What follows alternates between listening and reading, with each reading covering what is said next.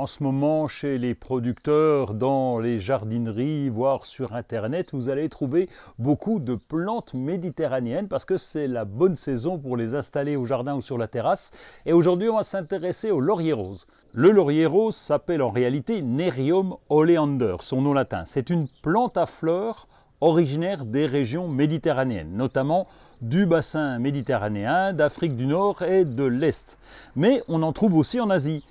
Il est cultivé dans de nombreuses régions du monde en raison surtout de sa floraison particulièrement abondante et puis, pour le reconnaître, de sa culture assez facile.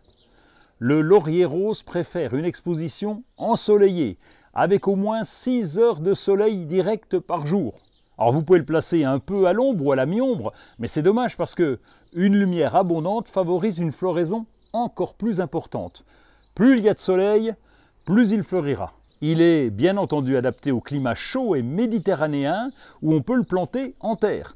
Alors pour les régions plus fraîches, eh bien vous pourrez le conserver en pot en le protégeant contre les gelées sévères pendant l'hiver. On a beau parler de plantes méditerranéennes, il est important de suivre l'arrosage sur les lauriers roses et en particulier lorsqu'ils sont en pot, on doit les arroser régulièrement. Un détail au niveau de l'arrosage, ne laissez jamais d'eau stagnante dans la soucoupe, c'est une plante qui n'aime pas les excès d'eau. Le laurier rose peut être taillé pour maintenir sa forme et favoriser une floraison très dense.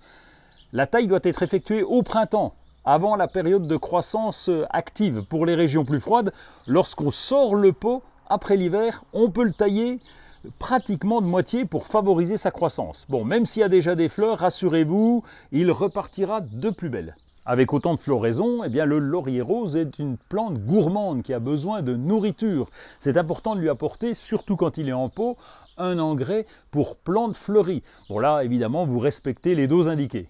Nerium oleander, donc le laurier rose, appartient à la famille des Apocynaceae. Il existe plusieurs variétés de lauriers qui se distinguent principalement par la couleur de leurs fleurs. C'est d'ailleurs tout l'intérêt de cette plante méditerranéenne.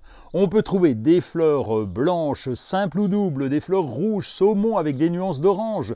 Moins courantes, ce sont les fleurs jaunes et évidemment le laurier rose, rose, avec une grande nuance de couleur. Toutes les parties du laurier rose de Nerium oleander sont toxiques, alors n'allez pas le confondre avec le laurier sauce qu'on utilise dans la cuisine et pour le fameux bouquet garni.